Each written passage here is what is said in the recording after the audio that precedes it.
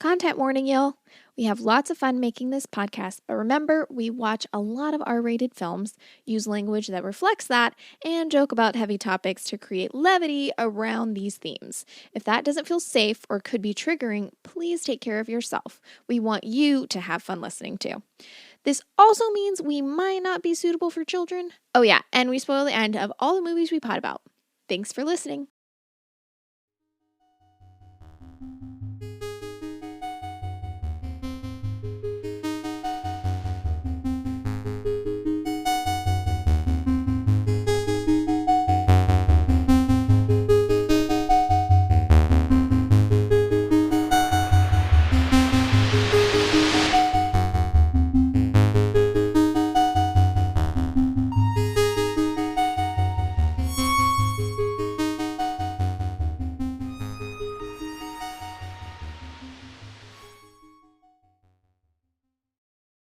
Baby. There's too many Sam Cooke songs on the InnerSpace soundtrack. Wow. I said it. Bold statement. Hello and welcome. Hi. I'm not pulling any punches today. I guess not. Or any other Things. soft drinks. Is punch a soft drink? Oh, I guess it's not bubbly, so. Wait, is that what? What's a soft drink? Non-alcoholic. Is my understanding. Oh, man. I had no idea. Because a hard... Hard. Little hard dad beverage. A little hard beverage. Oh, my God. I never... Oh, my God. You know, like Mike's soft lemonade. Oh. Or as we call it, lemonade. Country time. What's happening? I've been fantasizing about pink lemonade lately. Yeah. I do not like lemonade. I mean, that tracks. I don't like lemon. I don't like lemon pretty much at all. I don't like... What's your favorite flavor of grab? What's a grab? What? A grab? Yeah, like lemon grab?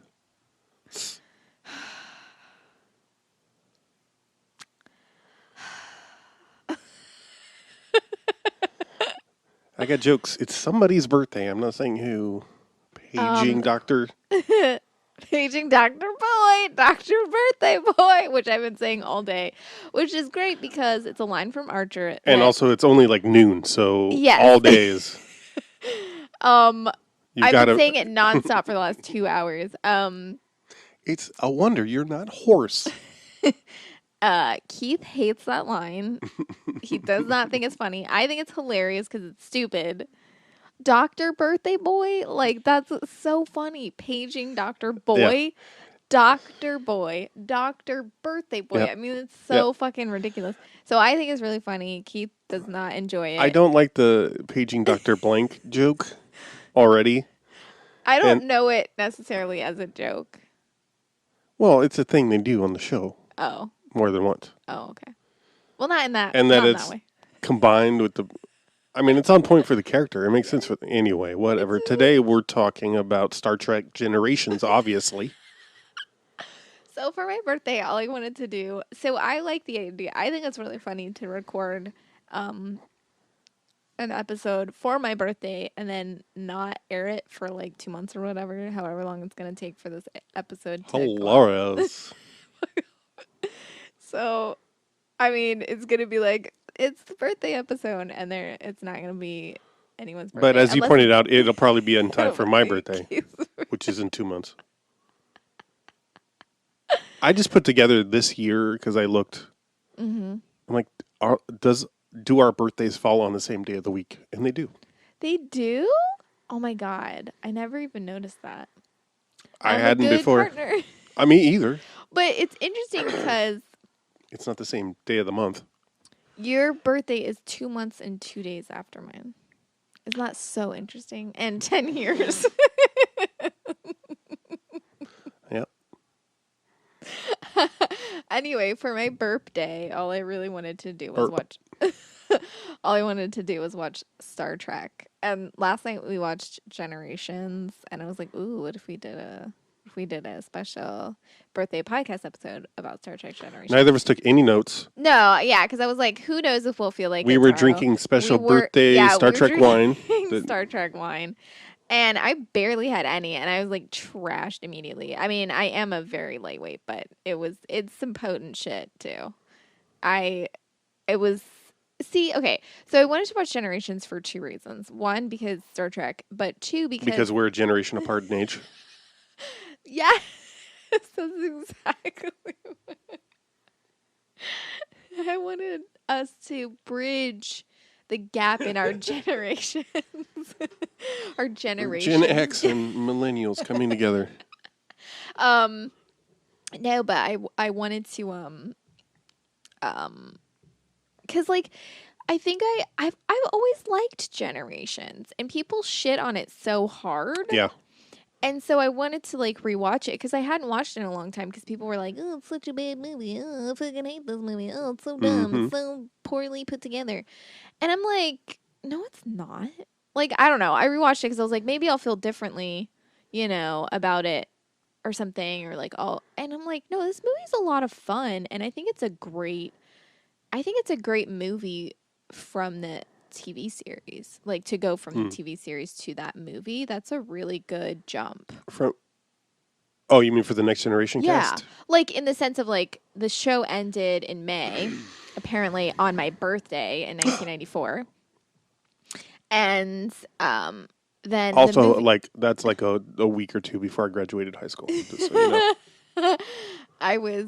I turned 9 years old When the series ended, not Yeah, when you were born. Just to be clear, 94. Wait, did I say when I was born?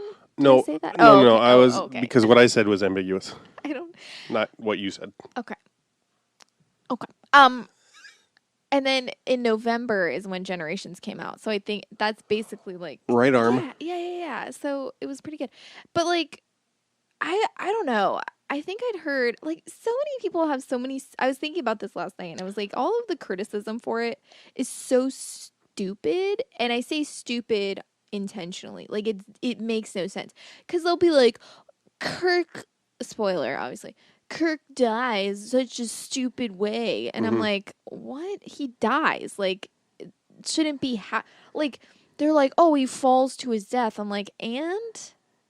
Yeah, it wasn't as bad as I remembered. Like, And by bad, I mean like lame.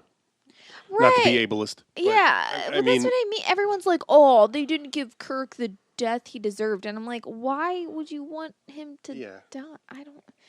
But also, like, and I think I had bigger complaints. right. Yeah. I mean, if there's complaints, it's like you're pissed how he died. You're pissed that like I'm more pissed that there's no Spock or yeah. George Takei or there's no Uhura either, is there? It's just yeah. Or Bones. It's just yeah. Well, I Kirk think and it's possible. Chekhov and Scotty, right? Congratulations, Ensign. It wouldn't be the Enterprise without a Sulu at the helm. Thank you, sir. I'm sure Hikaru must be very proud of you. I hope so. I was never that young. No? You were younger. Yes. But like I said when we were watching it, they didn't like. I think they'd written something at least for Leonard Nimoy and his, like it was such a small part that he was just like, no thanks. And like really, didn't stop him from being in Star Trek 2009 or whatever. Yeah, because he was like in half the movie. So that's Is he? He's just in that one ice cave. No, he's in half the movie, and like half the like it basically like the whole movie is basically. All right, that's another one I haven't seen since I saw it in theaters. So well, I guess we're gonna have to watch it. I like it. I swear to God, I watched it in theaters 3 times, 3 separate times, because and it's like whatever. It's like I think it's a fun movie. I don't like people will. Especially you, people will shit all over it, and I'm like, whatever. I don't care. I think it's a fun movie. I think Star Trek. Shit. the second one, whichever Dark Frontier or whatever the fuck. Into Darkness? Yeah. Is that what it is?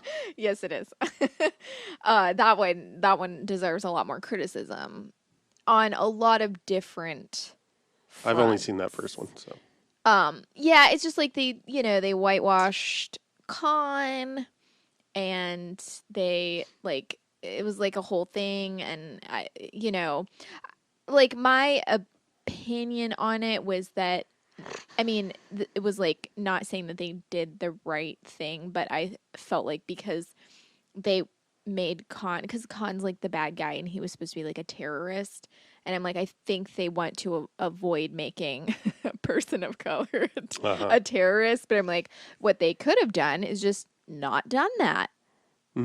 Instead of being like, instead, we'll make the character that is canonically not white. We'll make him white, and that should fix all of the problems. It's one of those things where like a bunch of white people got together to fix racism. Yeah. So, so that was And the answer is Cumberbatch. This should be fine. I mean, and I think yeah. I mean, like I think it's one of those things where whatever. I'm not going to talk about it, but. I was just going to say, like, it's one of those things where I think, I don't think necessarily that you can't have, like, in the future, someone, is going to have, like, you don't have to, like, I don't know, people will look different, there will be, I don't know, it's just like, if you want to, like, make this character white and then you make another character that was white, not white, or something like that, you know what I mean? Like, I wouldn't like instead of like in the canonically speaking, he like in oh shit, what's the Kelvin. Is it Kelvin? Which one's the Kelvin timeline? Jabrams. Yeah, what's the other one called? I don't know. Prime. Oh, Prime. Yeah. Thank you. So in the Prime timeline, Khan is canonically I believe Sikh.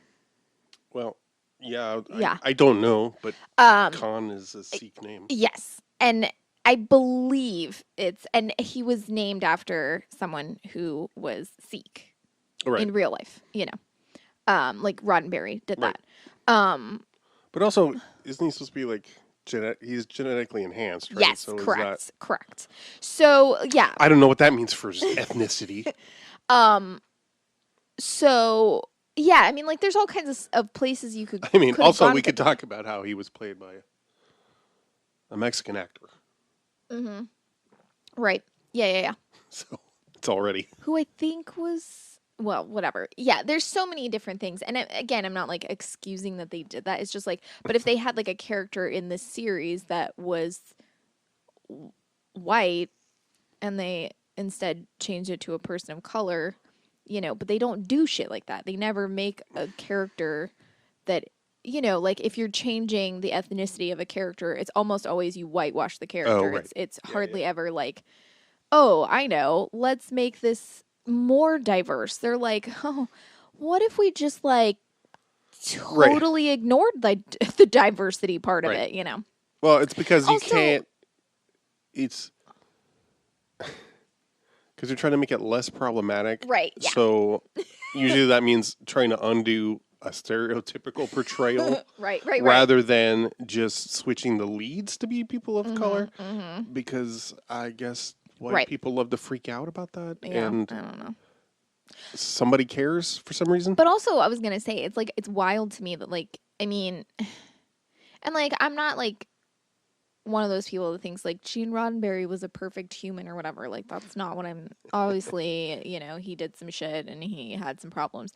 But something I believe if I have like read up on him enough is that he very much wanted there to be a lot of diversity and not just like not in the sense of just like tokenism. He wanted people with different like disabled folks and people with like all different races and like cultures and shit like that. He wanted all of that to be very much throughout this. He didn't want there to be like one specific, like, run-of-the-mill thing that you always saw and that was it. Right. Like, that was something he really did want there to be a lot of diversity, which I think is something that and again, not trying to sit there and be like, Gene Roddenberry did everything right. But, like, that's so almost unheard of in, like, TV today even. And it's doesn't get it right. Yeah. And it's like, I'm not saying that he always got it right by any means, but, like, no, for sure. You know, the fact that he specifically wanted, like, to bust stereotypes. And, like, you know, like, he wanted, like, Geordi to be driving. He wanted Geordi to be the pilot because Geordi was born blind, you know? And he was, like, to show that, like, that doesn't actually matter, you know? Like, people don't, like... Right. You don't have to, like, those limitations are set up on by society, not by the people that, like, you know, quote unquote limitations, whatever. You know, like, those things, you can envision a world where those things are fine, you know? Who cares? Okay, great. You're blind. Now drive this starship, you know? Right. Like, so, like, I don't know, like, stuff like that. And I'm, you know, I mean, like, you can look at it and be like, oh, I get it, you know, but I don't know, whatever. Anyway, back to Star Trek Generations. But it like got a lot of criticism, I feel like, from fans. Yeah. Or from people being like, oh, it's boring. And, like, I think it's hard because I do think that they wanted to, I mean, I think it was rushed. For one, obviously. Oh, yeah. And I think it was, like, it was rushed, but also, you know, they had to figure out a way to, like, they wanted to, like, do, like, the handoff, you know, from one, which, like, whatever, nobody needs that. Like, who gives a shit? You know. Oh, we want to say goodbye to Kirk in this Picard movie. Like, okay, whatever. But, like, there's so many things about it that I really liked. Like, Guinan on the fucking carousel. Oh, yeah. That shit, like, what? She's just, like, hanging out in Picard's nexus. I'm like, what? If you know what I mean. It's, yeah. This isn't right. This can't be real. It's as real as you want it to be. Guinan. Yeah, I did not remember that character being in this movie at all. Guinan? Yeah. Oh, man. And I'm finding a lot of appreciation because, like, we've been rewatching this series too, for like the 100th time. TNG, you mean? Yeah. We also watched Trekkies yesterday. Yes. Oh my God. Yes. Like, I know that got a lot of flack too when it came out because, really? Yeah. Well, I don't want to say a lot, but I know that it did get flack because they were like, oh, how come you're only showing, like, the weirdos, like, who like Star Trek? But I'm also like, okay, but yeah, a lot of us are weirdos. Like Star Trek. Like, if you've ever been to a convention, like, most everyone is a big giant weirdo. But I think that that's something. Except for the Spiner Femmes. Oh my God, that whole thing was. It's weird how she's not in the second one. Oh. I don't think so, at least. Oh. Well, yeah. Oh, but I'm just, you might have to stop me. I'm just going to talk about Star Trek forever. Stop. Darn. No, wait, okay. So I remember when I watched, like, Generations, like, there was some commentary because it was written by, like, I think, like, Brandon Braga and Ronald D. Moore, I think, did the screenplay. Which is confusing because I think it was them, at least. I don't know. But there was, like, this DVD commentary with them, and they were, like, talking about how pathetic it was that Picard is crying. What? And they're like, oh, I hated this. I don't know why. And I'm like, what the fuck? Because it was basically like it was not masculine enough, and they didn't think it was like something fuck? Picard. Like, sorry that you wrote that Picard's whole fucking family dies in a fire, And he then cries he's for 2 seconds. crying, yeah, for like half a minute about it because he lost his fucking nephew, and like they were like, oh, this is so stupid, and I was like, what the fuck? And it was just like. I was like, why? Why is that? It was just seemed like they were like, oh, it's not manly enough. And I'm like, what? What? It was very confusing to me. Yeah, Braga and Ronald D. Moore screenplay, Yeah. but also including Berman for story. Yeah. Which one's the one that hates gay people? You're asking me? I don't know. Okay. One of them, maybe it's Ronald Moore. I can't remember. They basically are like purposely like like there's a lot of like memes that are like I can't remember. It might be Ronald Moore. I can't remember. That did like he specifically made sure that like he didn't want Garrick to be queer at all. And Andrew Robinson is like, yeah, he's LOL. queer. LOL. By the way, Psych. Garrick is fucking queer. I made sure I played him like that. So yeah, he's queer. Did you read something? That's because that's how I played it. Because the character is queer. Which Represent.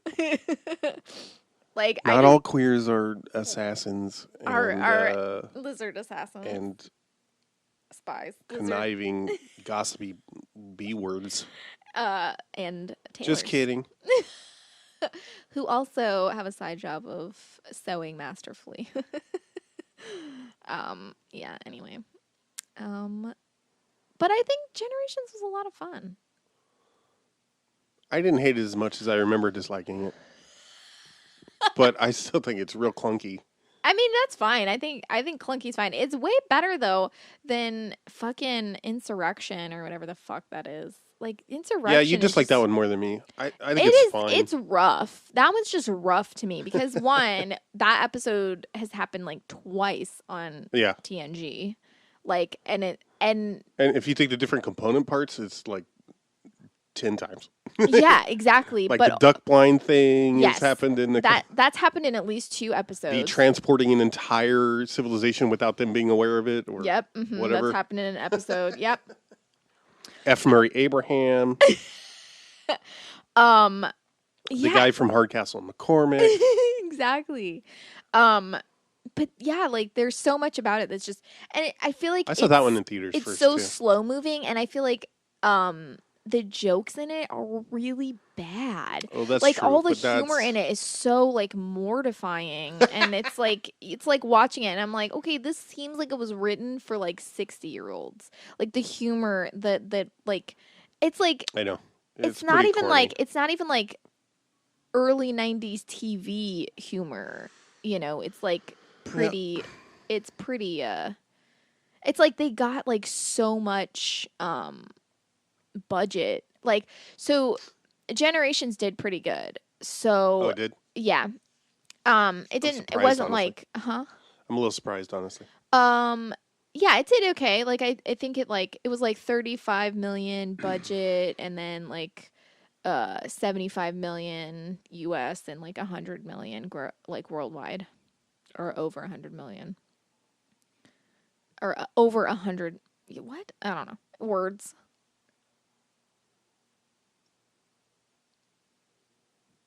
So like it definitely made money. That checks out.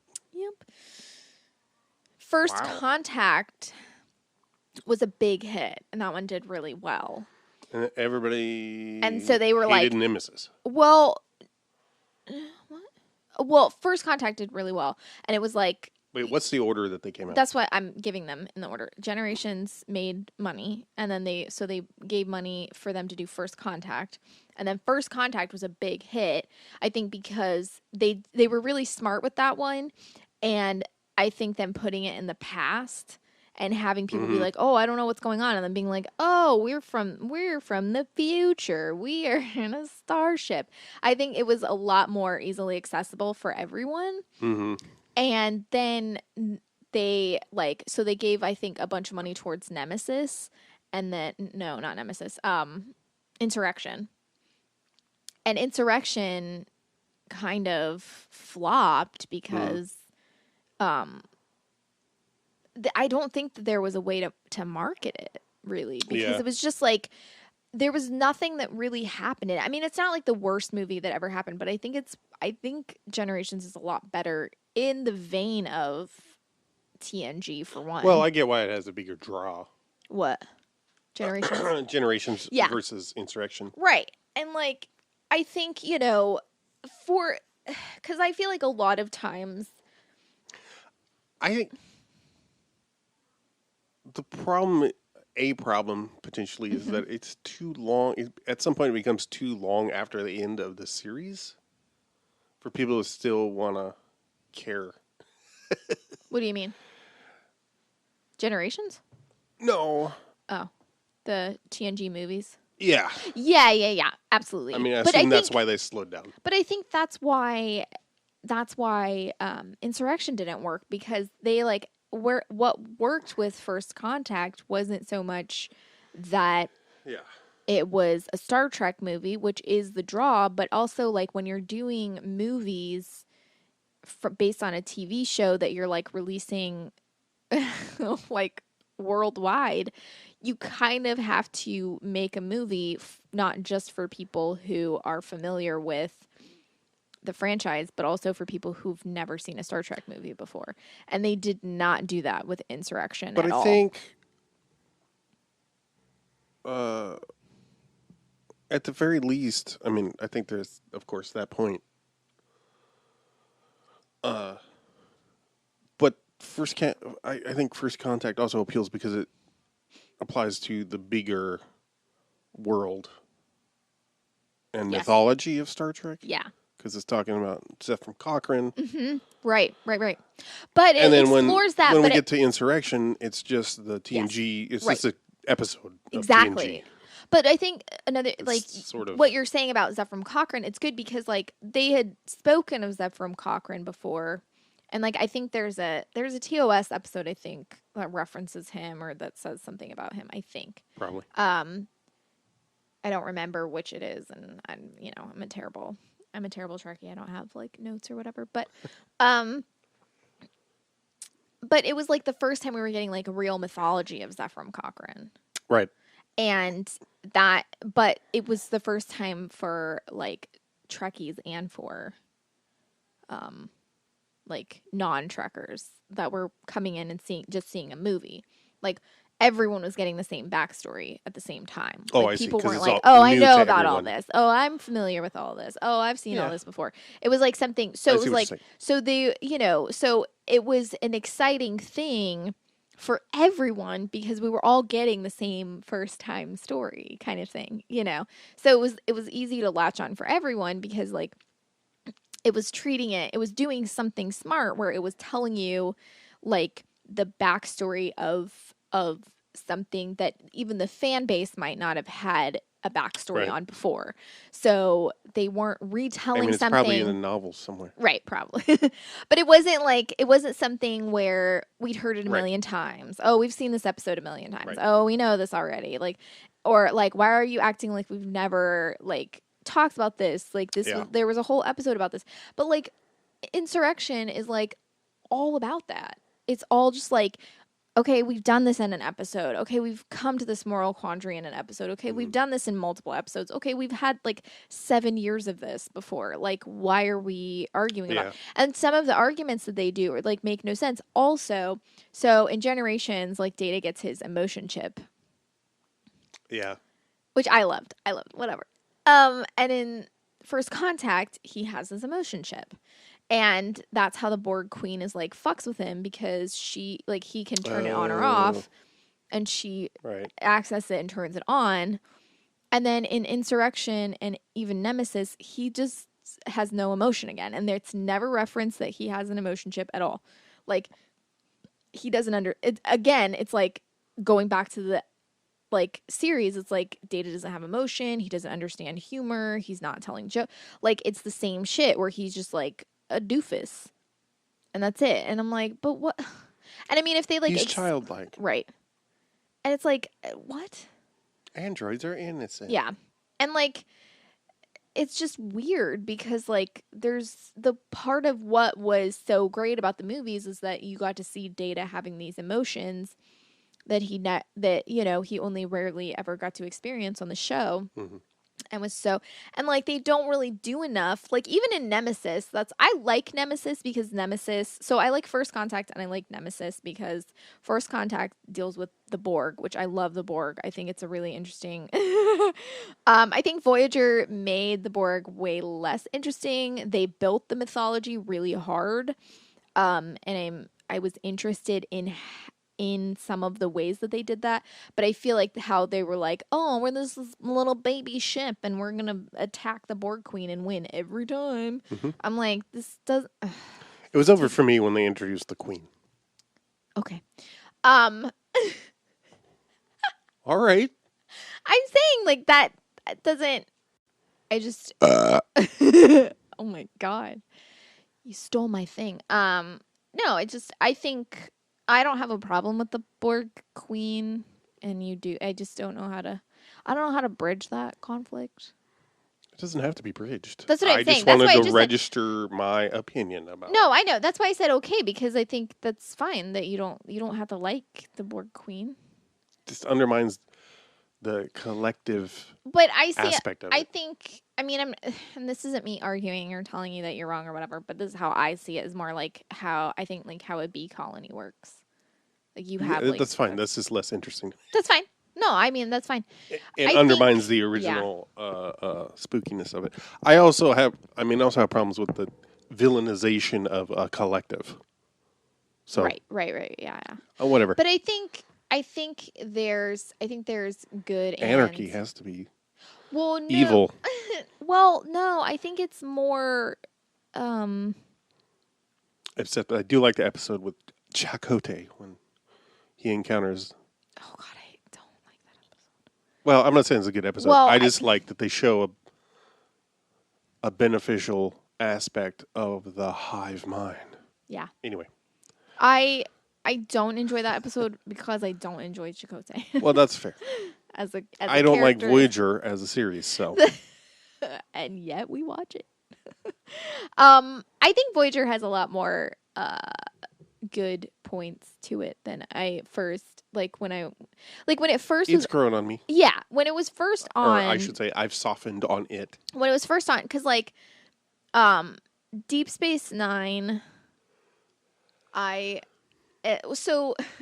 have to fit in all of our opinions about the whole franchise in this one episode. I was thinking about this since I've been before, obviously Star Trek, the original series and the animated series happened before I was born, and a few of the movies, and a lot of it happened, or some of it happened before I was born, obviously, but the majority of it has happened since I've been born. So I've basically grown up with the majority of, because TNG started in 1987. So you started watching when I you was were 2. a toddler? Yeah. I mean, I will say, supposedly, now my mom says this, I don't know how true it is, but my mom says that my first sentence was, "He's dead, Jim." What a thing to say to your mother. Supposedly, that's what although my baby book says that my first sentence was, "It's hot," my mom says that's a lie. I don't know why I put that in there. Huh. So, who do I trust? Right, exactly. I'm like, well, Mom. But she says that was my first sentence was, "He's dead, Jim." I can't imagine that she was just saying it to me over and over and over again until I repeated it. But I've been watching it. I'm, watching Star Trek since birth because my mom was a huge Trekkie. So I grew up around it. I grew up watching it. But DS9 and Voyager were two that came out when I was very young. I was 8 when DS9 came out, and I think I was 9 when Voyager came out. So it was really formative, years for me. So when Voyager first came out, I remember being like really into it. And boy, let me tell you, when 7 of 9, I remember like drawing 7 of 9 when I was a kid, like multiple. I was like so excited about 7 of 9. I really liked 7 of 9 a lot. It's weird that she had such an impact on me. So, but like as I got older, I thought like Voyager was way campier, and I got like less into it. And then Enterprise, I think, is the hardest one for me to get into, just because I think it came on at like the worst possible time. Like it came. Also, it's boring as fuck. Well, that's what I'm saying. What I mean by it came on at the worst possible time is that, like it came out after 9/11. Like literally, its release was delayed because of 9/11. Not long enough. And, but what I mean is like they delay. watered down a lot of stuff after that, and they didn't want to do anything controversial. They didn't want to have anything heavy. They didn't want to do anything. I mean like across the board. I'm not just saying like in Star Trek. I mean like for like movies, it was all really watered down. They didn't want any, like it was like it was the death of irony. Remember that?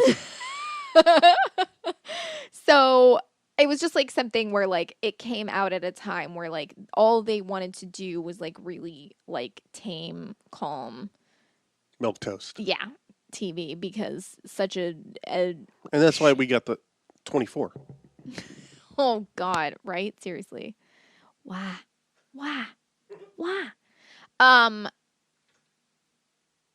So tell me why. Anyway. Hi. Yeah. I'll never. Generations. Yeah, Generations. I think Malcolm McDowell sucks. Yeah, Fuck he him. sucks. I mean, like I've seen him at like I've been to like not many, but multiple Star Trek conventions. I love Star Trek conventions. They're so much fun. You just see a bunch of weirdos. I'm one of those weirdos, by the way. I mean, clearly, because you've been to. Yeah, exactly. And it's just like a bunch of people, interested in the same shit you're interested in, and being like dressing up and having a lot of fun. And it seems like, I think, I don't know, it's really contagious. Like when you go there, you're like, it's such an exciting feeling, and it's so much fun. I remember when I went,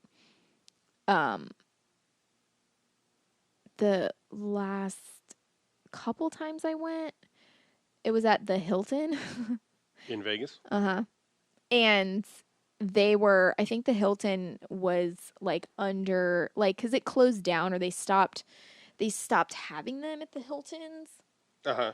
And the last convention they had at the Hilton was like, they just like ran out of like soap and toilet paper and Wow. like just nothing got restocked. And it was pretty bad. Yikes. Because it was like the Vegas convention is huge for multiple, because like a lot of people show up to it. Like right. They have like insane like celebrity, like it's a destination convention. Right.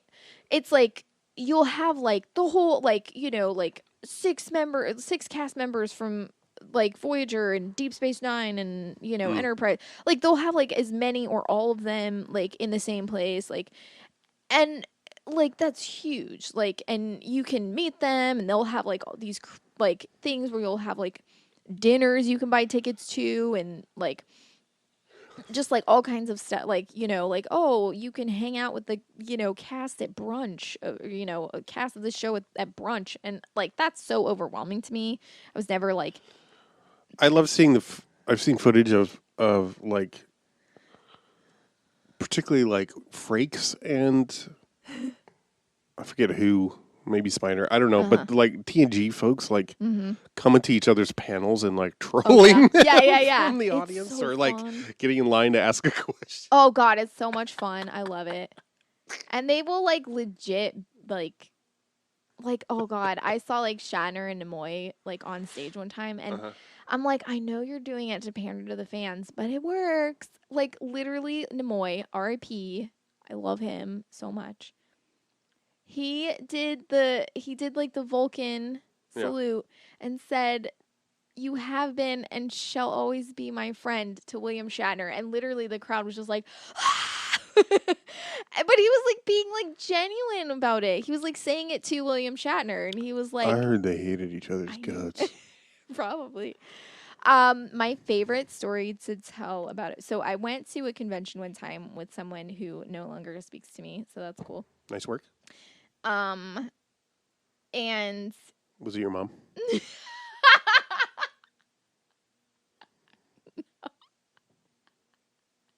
no, I have gone to Star Trek conventions with my mom, but my mom was really jealous about this one. So my friend like surprised me with tickets to a Star Trek convention. I was like, "What the fuck?" And he was like, "Oh, also I bought you like all these like packets for like photo ops and shit." Oh, wow. So him and me and another friend we're all getting photos with Leonard Nimoy.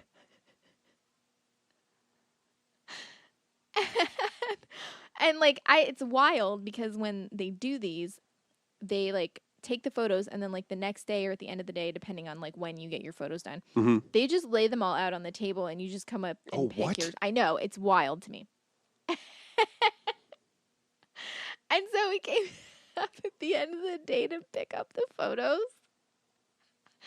It was so like it's just so rewarding to me because so my friend that bought the tickets, he had one I think with William Shatner and Leonard Nimoy. And so his photo, like they were having a conversation and he just like walked up in between them and he's like smiling and they're just looking at the camera like, I wish I wasn't here. And they're literally like just deadpan, like so like, ugh. Then my other friend that was there with us, he got one just with Leonard Nimoy. And Leonard Nimoy was just like kind of like, you know, like smirking, like, okay, whatever. Then it was my photo. Literally, his hand around my shoulder, gripping so tight to my shoulder, and an ear-to-ear grin with my photo. Nice. And they were like, what the fuck? I was like, ha! I was like, motherfucker likes me. He doesn't give a shit about y'all. Ha! I was so happy. I was like, look at this. I was like, this fool's happy. This fool's excited. I was like, I came up and he was like, hey, how are you? He was so fucking sweet to me. He was so nice to me. And I was like, ha! Fuck you. Fuck you. Leonard Nimoy likes me. I was like, he didn't even smile with y'all. Fuck you. I was so excited. I was so happy. I rubbed that in everyone's face that I could. I was like, oh my God, look how happy he is to just be in my I'm like, look at this. Look how happy he is. I was like, he's excited just to see me. Look at the joy I brought to his life. It was so great. And it was like when I walked up, he was like, hi, how are you? And he was like so genuinely sweet to me. And like, of course, my mom like cried when I told her that, you know, she was like, oh, you got to meet him? I was like, yeah. I was like, I've always wanted to. Sorry, Mom, that you'll never meet him. But well, yeah, in heaven, and then, one day. he did really interesting. Leonard Nimoy did really interesting stuff with photography and stuff like that. Oh, that's right. He did. Forget about that. Yeah. He did like he did a lot of BBW porn. Yeah, but that was really interesting. Tasteful nudes. Yeah, like it was really cool. Someone that I know actually. Well, I don't really know her. Whatever. Someone that I knew, sort of, via my alternative career that I no longer work in. She was photographed by Leonard Nimoy. Oh, right on. Yeah. That's cool. But yeah, like he did this amazing thing where like he would go on Twitter and he would adopt people as he's like, I'm your grandpa, like, and I accept you and I love you just as you are. If you don't have family, like I'm your family. And he would just be like, and people would call him grandpa and he would like respond and just it was kind of amazing though. Not amazing, but like when he died, I was like at work when I found out. I worked at the bank and people were like coming up to me and being like, are you gonna be okay? And I was like, leave me alone. Now's not the time. I don't do that. They were like, "Oh my god, I'm so sorry. Are you okay?" I'd be like, "I'm fine. Just shut the fuck up. Go away." I'm only gonna cry if you keep asking me if I'm okay. Right. But it was like kind of sweet because everyone was like, "Oh, I just found out. Are you okay?" I'm like, "No, but leave me alone, and I will." Anyway, Same happened for me, but when James Doohan died. really? No. Fuck off. You're like, no. Don't be ridiculous. Jimmy Doohan. But yeah, Trekkies. I like Trekkies because I think I'm just bouncing back and forth between everything.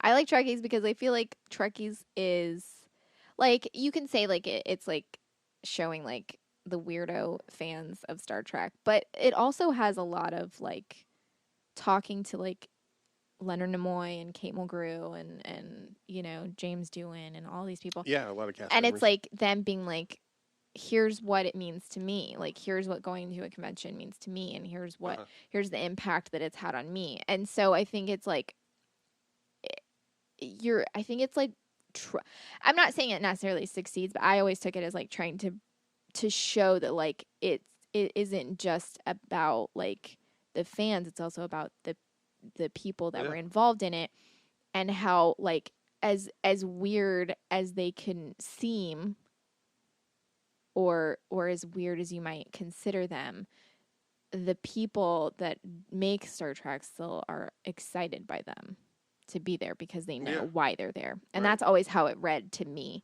is like, you know, and like, you know, them, the way that we also watched the documentary called Galaxy Quest. yeah, that's a good. So that's a good. that shows a good. That's a good BTS of Star Trek. Yeah. Convention life. Man, that conventions seem. I would be so overwhelmed to be. I mean, like they seem like so much fun to be part of. See people. I've seen so many people at conventions. Since I started following a bunch of YouTubers and seeing them going to different. Usually it's like, because I follow a lot of music and gear YouTubers. Who? What?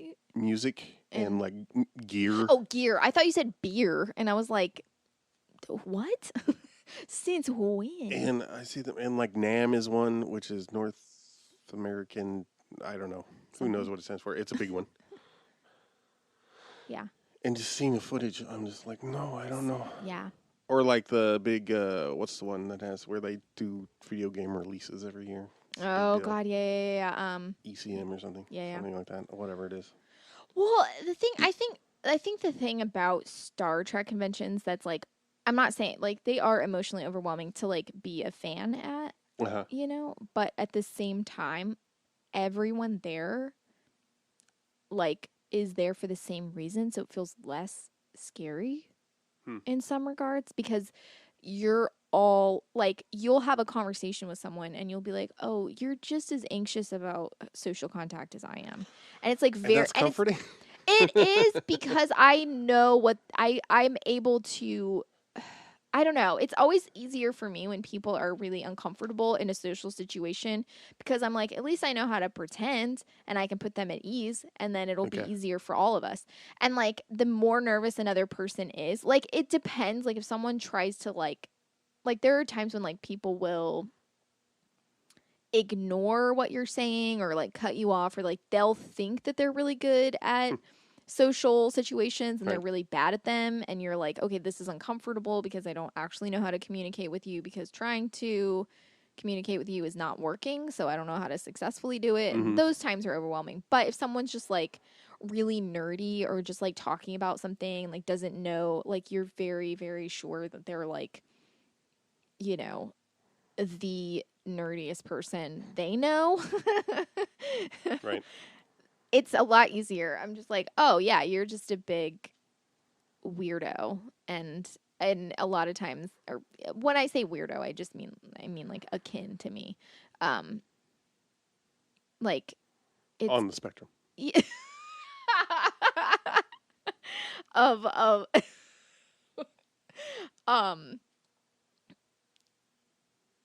So yeah, I don't know. I'm just trying to think. I imagine it sounds to me like there'd be a lot of conversations that I would just walk away from. Yes, because that's what Me. you do, and that's so stressful to me. Also, I get my hackles up because I imagine it's an environment where there's a lot of fucking like Your intense hackles up.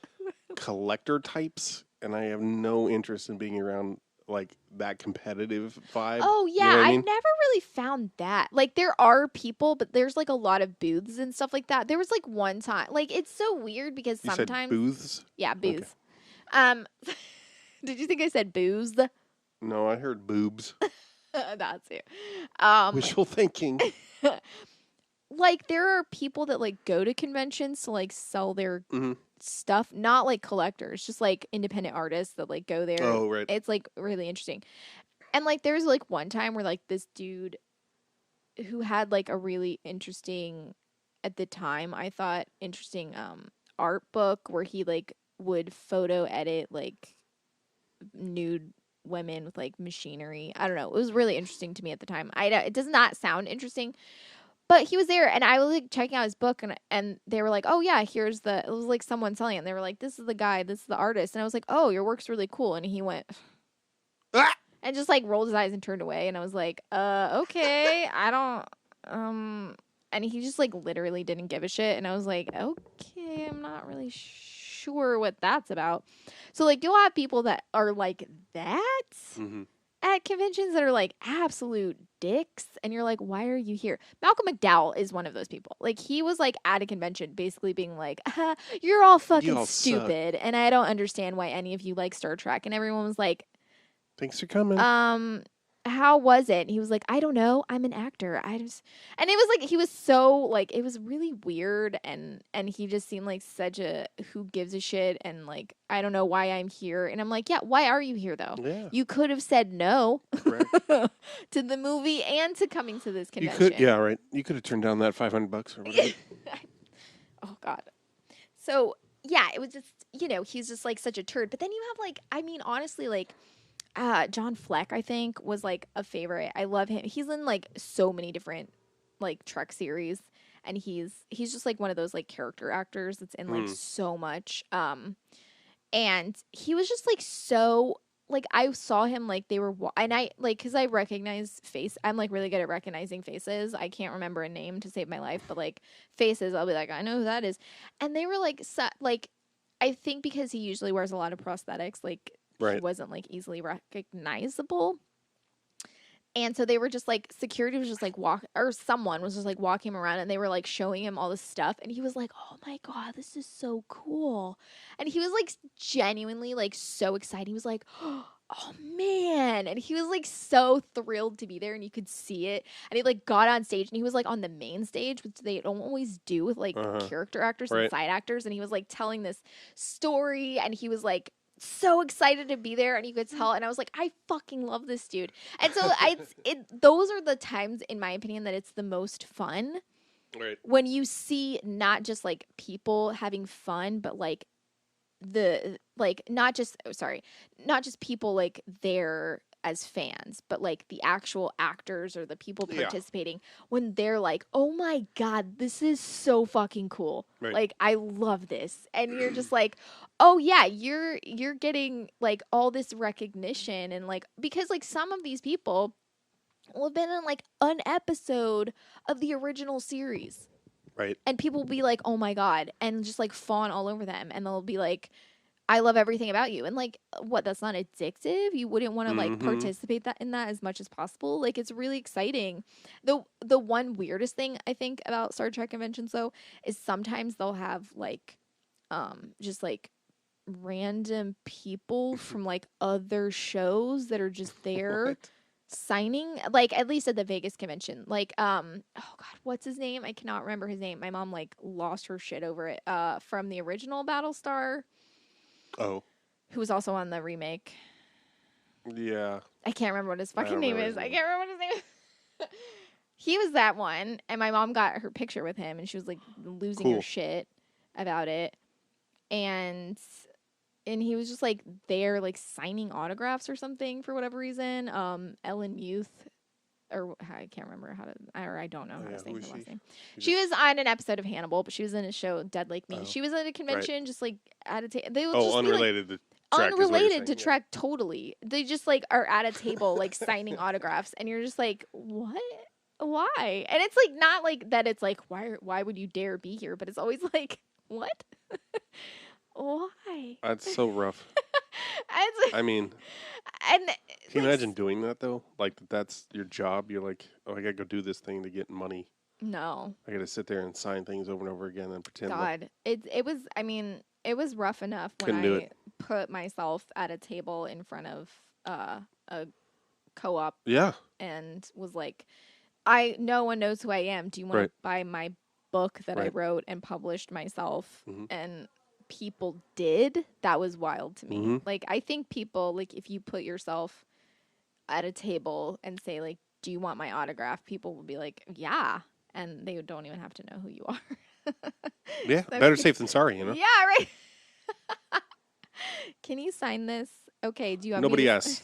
You just Do you want me describe to- and Do you want me to sign this too? No, I just want your name and the date. Okay. All right. But yeah, anyway, Star Trek, I'm a big fan. yeah. Generations I think it was good though. I feel like I know that you think it's rough, but I think it's really good. Yeah. And Larsa and Bator, I'm like sad that was their like, I mean, I believe. Yeah, that's a bigger crime than Kirk's death. Yeah, exactly. That's what I feel like. Because like Kirk at least got like 6 fucking movies. Larsa and Bator got offed in the first like next gen film. Come on, they were like such badass Under the bus. characters. Yeah, they were like such badass characters that I just felt like did not get enough. Yeah. Like, I mean, I'm glad they they got didn't to get come enough. back. They come back in DS9 for an app, right? yeah, I don't remember when, but yeah. Put it on, viewer. It's working. The visor's transmitting. Let me see.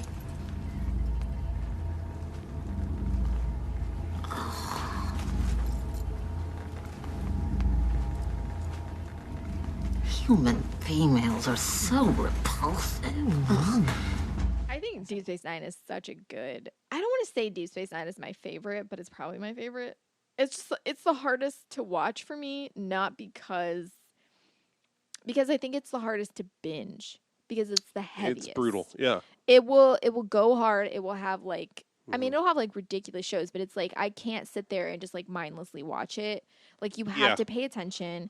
You have to be it's really heavy and it deals with like war and spiritual or not spiritual, like religious like questions and dogma and like all kinds of stuff. Like what's if you're religious, like what's the right thing to do versus what's the thing you think you're supposed to do, and are they ever gonna match up and like all this shit, and you're just like, oh. So like there's just like tons of like fucking Kai Wynn, man, she's like like Denise Fletcher. Louise Fletcher. Jesus, I the older I get, the more I'm like, Jonathan Boyce. Who are you talking about? From that one. Anyway. Virgo Mortenstern. Victor Morgenstern. Victor. But yeah, Louise Fletcher is so fucking good. She's so good. Yeah. She's just an amazing actor on her own. But like man, as Kai Wynn, I didn't even realize good it God. was not until I don't know, a year or two ago. Mm-hmm. I'm sure you pointed this out to me. Like I didn't realize she was fucking Nurse Ratched. Yeah. Yep. And God, yeah, and she's just oh man. Can you tell me, like you read a story about her being on the set of Cuckoo's Nest and just showing up topless Yeah. to like dominate? Yeah. She was just like, I needed everyone to have respect for me, so I just walked in with my tits out. Balls out, I'm like, hanging brain. I'm Did that work? so glad. Does that work? I don't know if it worked. I was like, this seems weird to me, but also, whatever. I mean, it's one of those things where I'm like, I get it. Like, like it's Hey, yeah. patriarchy doesn't make sense. So your response to it doesn't need to. Exactly. Either, Right. Yeah. Like, No. That's yeah. Exactly. you're trying to disarm it, so Yeah. Right. It's like I think it was like it's one of those things where like especially because that was like the 70s. yeah. So there was like I think it was like that would make more sense for that to happen in the 70s, in my opinion. Yeah. As like no, I'm not going to cover up, and yes, I'm still going to get respected by you. Okay. She's also if you in say so. our to-watch list, The Exorcist 2. Well, she's in, oh yeah. Oh, Right? really? Isn't she? I don't remember. Doesn't she play the therapist or whatever? I don't remember. To Regan's therapist? Oh, I don't remember. Maybe I'll double check this. But also that other one with Christopher Walker. Oh man, I don't remember. Woo, okay. I'm glad I brought this up. Didn't she win an Oscar for Cuckoo's Nest? Did she? Unclear who won anything for that movie. That came out the year I was born, by the way. Or, no, you know what? You're right. It won the Oscar for 1975. Okay. All right.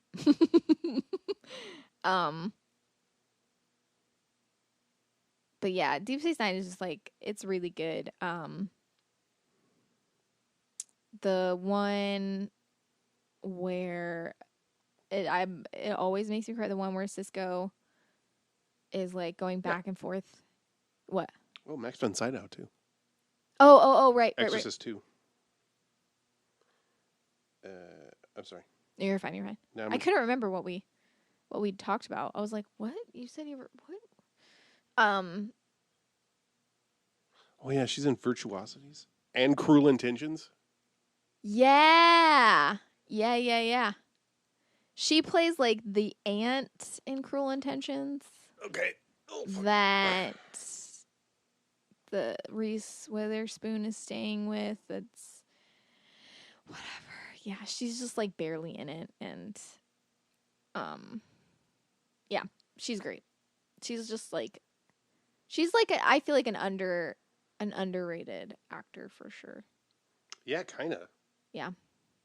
Like there's so many like I mean like the thing I wish got more like Brad Dourif in Voyager is like such a fucking cool That blew my arc. mind.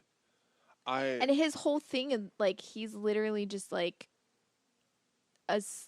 he is like just a fucking serial killer? Or well, he doesn't I think it's a really interesting thing because they have him as playing someone who is killing people.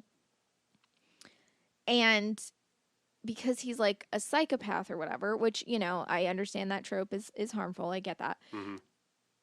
But they're like, we're stranded and we don't have like anything to do. So he starts practicing meditation and ways to like center himself with Tuvok so that he doesn't have urges like that. And he manages he's them, able right? to understand. And I'm like, that's such an interesting thing because you're saying like you can have these things and they don't have to take over your life, or you can be rehabilitated, which is something that I will say Voyager does talk about multiple times is rehabilitation as opposed to like death or imprisonment. Yeah. And that's like, so it's shit like that where you're like Voyager does that multiple times. Like, Tuvok is working with this person who is a murderer to help them not be that way anymore. Right. What the fuck? And it's really, really like that's fucking It's cool. weird, and it seems to be way more effective than just imprisoning him. Right. Yeah. I mean, like they end up like killing off his character, I think. Yeah, isn't it a redemption thing though? Yeah, like it's a thing where he's like left behind. But he like volunteers or something, right? No, he hides. Like they evacuate the ship and he hides. Uh-huh. And then he like tries to save everyone kind of thing. Okay. So, close enough. Yeah. But still, like anyway, just like the idea and like what Tuvok I don't think Tuvok, I could be misremembering, but what Tuvok does isn't say like I'm going to fix you by changing you, or like we're going to do like something to like, you know, like I'm going to do a mind meld so you're not. He's like, you can do this on your own. Like we're together, we're going to work. You're right. And it's not like this. it's just like managing your response to Yeah. Yes. emotions Correct. and urges Yes. rather than trying to purge Right. those things via whatever. Right. And there's another episode where they have, it's really interesting because it's like an alien race. This is like several seasons later. There's like an alien race and there's this guy that's like in prison for violent crimes. And he gets like a head injury or something. I don't know. And so the doctor does surgery on him and he's like, oh, we can see that he has this thing in his brain that makes him want to kill people. So we went ahead and we just fixed that little, you know. And when he wakes up, he's like, I feel lots of remorse. I feel lots of things. I feel bad for everything that I did. You know, all of this stuff, you know. And they're like, hey, I know, if we did something that made him completely different as a person, maybe he shouldn't be in prison anymore because the person that did that doesn't exist anymore. And but simultaneously, they're like, like, I think Neelix is like giving prisoners like food or something. Like he's like delivering, because they're, I don't know, I don't remember what it is. He's like delivering, because he's like the cook. And they're all telling him like, oh, they're doing like stuff like, we're a specific like race and we get imprisoned more easily than this other race does. And he's just like, that seems wrong. And I'm like, oh wow, they're talking about it. They're doing the thing. They're like, maybe you shouldn't kill people. They're like, it doesn't really, they're like, so you're going to put this person to death even though they can be rehabilitated? And they're like, yeah, because they did the crime. They're like, who are you helping with that? And it's just like all this stuff where they're like, oh wow, these people get treated worse in prison than those people? How come that is? And I'm like, Voyager. Okay, you're saying this, you know? And of course, it's like all metaphors and shit like that. And it's not the human race. It's this other planet that's less Maybe advanced. more allegorical than metaphorical. Oh, maybe that's true. I don't know the difference. I guess a metaphor is a thing that isn't a thing. Pretty much. If you know what I mean. But yeah, they do a lot of stuff. I think, in my opinion, I think rewatching Voyager, it's so, like, it has, I don't want to say it has heavier topics, but, like, for the tone of the show, it'll have episodes that are way heavier. Yeah. Than what you... It's more all over the map. Yeah. Like, it'll have episodes where you're just like, yo, the doctor... is daydreaming and it's taken over and like, and you're like, haha, the doctor is... Or the doctor has created for himself a family. Yeah. And then it's too easy. Yeah. And so they tell him, no, that's just cheating. You gotta actually... And then B'Elanna does a bunch of... And then his kid dies. I mean, that's it. Yeah. And then, but it'll have like episodes where it's like, oh, 7 of 9 is gonna try dating. Oh God. And then it's like, oh, in this episode, we're questioning, like, is it ethical to erase the doctor's memory when he's having trouble with the fact that he let a patient die that he didn't know as well as another patient and made a decision and it's fucking his programming up, and so we tried to erase it and he found out and then he freaked out again, and it's like... He's created a hologram of Joseph Mengele to help him cure this disease. Right. That was an interesting one though, too, though. But see, that's the thing where I'm talking about, like it asks like really wild questions. Yeah, it like just doesn't always resolve them the best. I'm not disagreeing with you. I think that was the biggest issue with Voyager is it would have like these questions, and then at the end they'd be like, "Good question." Burr, burr, burr, burr, burr, burr, burr. You're like, what? And Janeway, I like Janeway as a captain in the sense of like she could be a real badass. Like the Year of Hell arc, man, that was some good shit. I wish they'd. Kate Mulgrew is great. She's so good. It's But Janeway would just be like. They just wrote her all over the place. She's not consistent. Yeah. No, yeah, they just they really fucked her over as a character. Like Janeway, pretty much all characters. That's fair. Tuvok gets barely any man story, so he's kind of the safest. Yeah. Except that he gets whatever the Vulcan disease is at the end. Mm-hmm. I mean, the Vulcan dementia. The Vulcan dementia. What the fuck is? Like another dimension. Intergalactic planetary.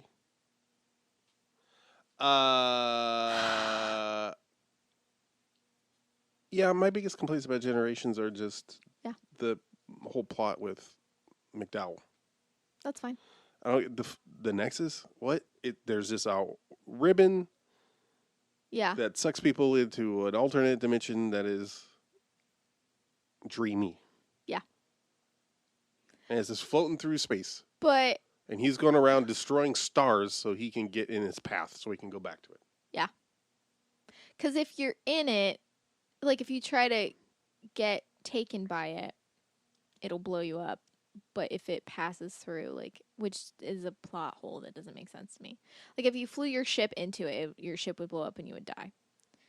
But if it comes at you, then... Yeah, what? But also, here's what doesn't make sense to me. Here's what. I mean, I guess in a sense. How did he get pulled out? Because he's beamed over from the transport shuttle. What? Right? No, what part are you talking about? In the beginning, when we first see him. Mm-hmm. Yeah. Isn't it that he's on one of those transports that gets same ripped as Guinan. apart? Yeah. Yeah, right. But he says, you don't understand, I gotta go back. Yeah. Which means he was in the Nexus. Mm-hmm. Well, that was... Or did he get on the transport? No, they transported them. He didn't get on a transporter. They were phasing in and out of the Nexus, I think. Because so he wasn't on that ship? He was on the ship, but they just transported everyone. They weren't like, okay, get on the transporter pad and we'll transport you. No. They just transported them, and they were only able to save a small amount. Right. But he was experiencing the Nexus in the same way that Guinan was, and that they were phasing, I think, because at one point they're phasing in and out of. Oh, I see. In the process of transporting over. No. What do you mean? No, when they first arrive and they're scanning the ships, there was 2 ships and one of them blows up. Mm-hmm. And the other one is just stuck there. And they said, I can't get a read on the life signs because they're fading in and out. Okay. So my interpretation was that it was because they were caught there but not fully immersed in the Nexus, they were phasing, they were going back and forth between it. And so that's why they were so out of it when they got there, because they had been all right, or something. All I know is Alan Ruck is fired. No. Or at least demoted. Well, probably. I gotta pee. Okay.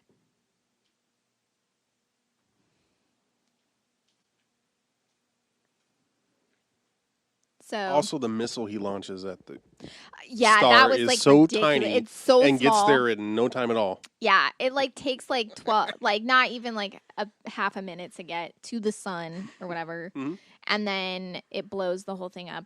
But and it's that made no sense to me. I didn't really think about that last time. This time I was like, oh my, you were like, what? And I was like, I don't even want to think about it. That's so stupid. Also, I love how he makes it disappear. He just got a cloaking device or whatever I know, on it, and that's also he cloaks it, and they're like, oh shit, what are we gonna do now? What? It didn't go away.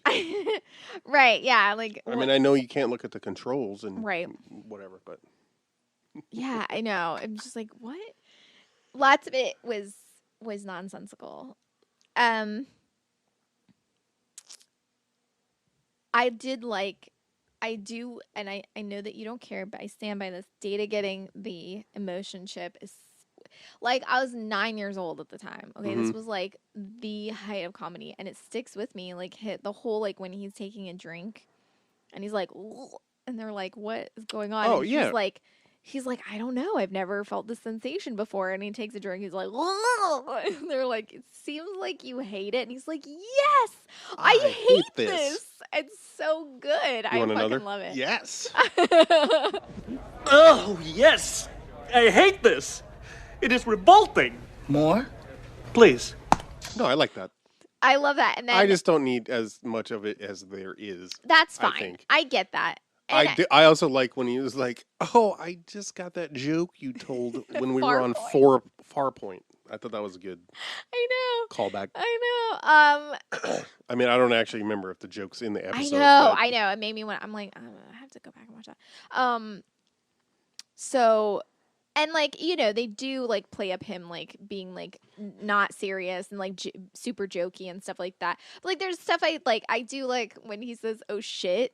Like, that was, first of all, because they don't really say curse words in Trek movies that much, you know, especially not like the main cast, especially not the most innocent cast member, you know, in the whole, you know, series. So like, that was a great moment.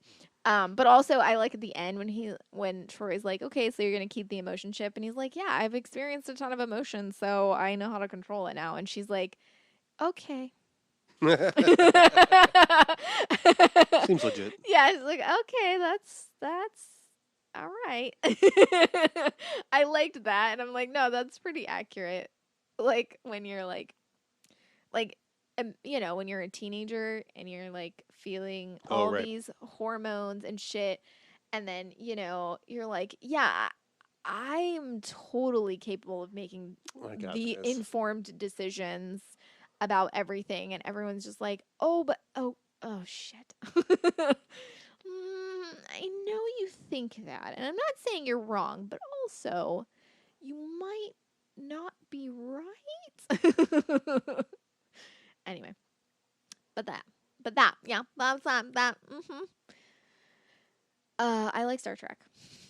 Oh, I know. you heard it here first. I know. Yeah, I wasn't sure if I ever wanted to do like an episode about Star Trek or anything related to Star Trek, but turns out it's fine. Well, we'll let the audience decide. That's fair. Text 1 for yes. Text 3 for hell the yes. Fuck? But that's it. I mean, I won't say that's all I have to say about it, but I'm comfortable with ending there if you would like to. Unless you're uncomfortable. I'm comfortable with ending there. Yeah, that's fine. I don't have a lot to say about this movie, except Alan Ruck, love him, and Tim Russ. Mm-hmm. Again playing. Is he supposed to be Vulcan? I don't remember. Couldn't tell. Nope. Oh. What? Because you don't. In the episode, I don't see color. In the episode, I don't see ears. In the episode where Tim Russ is on TNG, where they have the thing, you're like, we had like this argument. He's not. Tuvok. He's not Vulcan. You were like, okay, but he's a Vulcan. I'm like, he's not a Vulcan. And you were like, yes, he is. And I was like, he's absolutely not. And he's not a Vulcan. I mean, kudos to him and Dorn, you know, for fucking being in those movies. That's and then true. Also, it's super interesting to me that Dorn was in The Undiscovered Country. Yeah. Because that came on, that's after. Comes up. It was like 92, you know? So he'd already been in TNG for like 5 years. Oh, it was? Okay. Yeah. And he's playing. Oh, and also Moog. Renee. Right. Yeah. Right, but that was before. Yeah, I know. Yeah, but I was just saying it was interesting with Dorn because he had already been in Star Trek, right. like, and he was like playing his own grandpa or whatever. I'm His my own grandpa. Oh man, right? Because he was like Moog or something like that, or who was he? Whatever. Dude, don't ask me. Whatever. Anyway. I love that they bring back Kittimer though. That becomes such a big part of Worf's timeline The Kittimer, arc. Yeah. Which I never really put together because I'm stupid until we watched it last time, and I was like, "Whoa, this is the Kittimer." And I think it's because I thought I was not putting together that they happened like at the same time. And I thought you had talked me out of the undiscovered country, like that those events were not the Kittimer Accords. No, I did not. You were like, because we talked, and I was like, I don't remember ever having a conversation about this whatsoever. And you were like, what? Yeah, that's right. I don't remember the time you said we watched InnerSpace before. I swear, but it might have been my ex-girlfriend that I was thinking of. We're pretty similar, so it makes sense.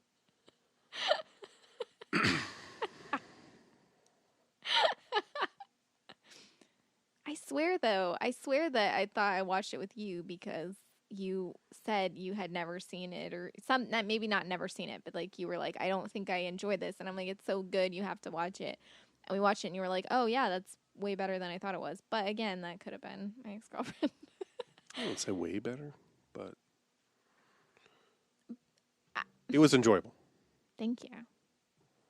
Whereas my memory of it was that I did not have fun watching it the first time. Robert Picardo is a dude. Hellboy man. So good. Oh yeah, fucking A. So good. Oh my god, those. Oh my god, I can't remember Robert Picardo in those YouTube videos. Oh god. Oh yeah, check out his YouTube channel. It's his own channel. Like, he's doing character videos. Oh my god, he's got the telepathic composer or whatever. Oh my god. So ridiculous. He's fucking funny. He's so funny. And like also loved him in 976 Evil and oh, I forgot. The Burbs. The fucking Burbs. The Burbs is a good one. Yeah, that's yeah. And the fucking perennial. Tom Hanks losing his shit at the end and just like so throwing that was consistently my favorite part of the movie. That he had lived that. I said that. I was like, God, I hope he did this. I hope this was not scripted. And you were like, it wasn't. I was like, fuck yes. Because it just, anyway. God, and Carrie Fisher. Yeah. I love Carrie Fisher. Fucking Bruce Dern in that movie. Oh my God. Everyone in that movie. And I got excited because I only, like a year or so ago, remember I discovered who Brother Theodore is, and he's in The Burbs. He's one of the neighbors. Yeah. The suspicious neighbors. Oh man. Yeah. That's a movie. That's a fucking with that movie. other guy who is also in InnerSpace. Yeah. As Martin Short's boss. Isn't that lady in InnerSpace? He's like, you're late or something, and this lady walks up to him and says, "Smell this," and he's just like, so accurate. Oh. All right. Well, thanks for listening to. Yeah, thanks for listening to my birthday podcast where I talk about Star Trek's shit. This was probably the most rambly one we've ever done. Again, we'll let the audience decide. Vote Let us 1 know. for. So thanks for listening to my birthday day episode. And thanks for humoring me, Keith E. And You're letting welcome. me talk about Star Trek. Yeah, you know I hate talking about it. I know that you never. I hate watching it. I hate talking about it. I hate everything about Star Trek. Yep. I really don't know what I would do if I was in a relationship with someone that didn't enjoy Star You would Trek. not do that relationship. That's fair. I probably. Yeah, that's fair. Because what would you have to talk about? No, that's fair. I'd be like, okay, in this episode, did you know that, and they'd just be like, My favorite I don't part is, care, and I'd be like- like, neither do I, bye. What? We had been together, only a couple years, only. And we had some folks over. Oh, yes. And we got talking about Trek, and then ended up our friend, who's also big into Trek. Yeah. Just being like, I don't know. But that's because we were going, oh, yes. Yep, right. And that, oh, yes, We yes, of twin course. speak or something. Yeah. Because, like, we... But I love that we lost somebody who was also... Yeah. I'm doing it right. This is also a way to make your guests feel at home. We are really great. Us moving in together is not in any way going to backfire once the pandemic is actually over and we start seeing individual people again. Wait, that sounds like we're polyamorous. Once we start dating again, it's going to be a real mess. So, I think I'm just going to say this and then we can say adios. A thing I think is really interesting about Star Trek is that there's such a vast, like, fucking ocean, one might say, there's a large oeuvre of content. Yes. To choose from. And so, like, I can be, like, really hyper-focused on, like, one aspect of it, and someone will be like, oh, I've never seen that. Or, like, oh, I don't remember that. Yeah. And then someone else will be like, oh, but what about this episode in like, Deep Space Nine where they do this one thing? And I'm like, oh, I don't remember that. And it's like, there's so much to go over that, like, there will legitimately be things that you didn't see because I don't, like, I haven't read any of the novels, even though I probably should. I haven't read any of them. Yeah, you really should. I know. So there's like a lot of imperative. Anyway, I just feel like it's interesting to me that, like, as big, like, as much as it seems like there's like a universal way to watch Star Trek, there is not. Yeah. Even Thanks if you to Paramount Plus. Even if you go episodically, like, there's still things that you miss. Oh, yeah. And there's still things that, like, you pick up that other people have never noticed. So I think that's super. Yeah. That's super cool. For sure. And I think it shows the like how variety. Walter Koenig wasn't on the episode with Ricardo Montalban, so he couldn't remember a face. Yeah. Like, right? you wouldn't know that unless you rewatched. It's true. Girl.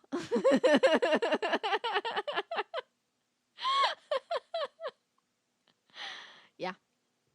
All right. Okay. So thanks for infinite combination and infinite diversions. That's what it sounds like. When Vulcans cry. Humor! I love it!